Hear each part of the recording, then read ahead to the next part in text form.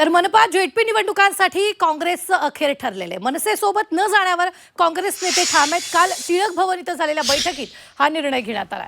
आगामी स्थानिक स्वराज्य संस्था निवडणुकीसाठी इंडिया आघाडीत असलेल्या पक्षांसोबत आघाडीची तयारी काँग्रेसनं दाखवलेली आहे। त्यामुळे मनसेसोबत न जाण्याचा निर्णय काँग्रेसने एकमताने घेतलाय। याबाबतचा निर्णय लवकरच हायकमांडपर्यंत पोहोचवला जाणार आहे। हरकत घेतली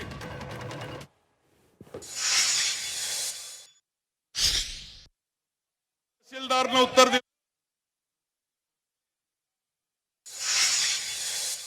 साहेबांच्या एंट्रीवरनं काँग्रेस पाटला असं वाटतं की राजसाहेब उद्धवजी एक झाले तर काँग्रेसला लाथाळ्या मारतील। आमच्या काँग्रेस पार्टीच्या महाविकास आघाडीच्या युतीमध्ये काँग्रेसला काही फायदा होणार नाही। राजसाहेब उद्धवजी वेगळं त्या ठिकाणी निर्णय करतील आणि काँग्रेसला लाथा मारतील आणि म्हणून त्यांच्या अंतर्गत धुसफूस आहे। काँग्रेस पार्टी मात्र निराश आहे, निराशेत गेलेली आहे।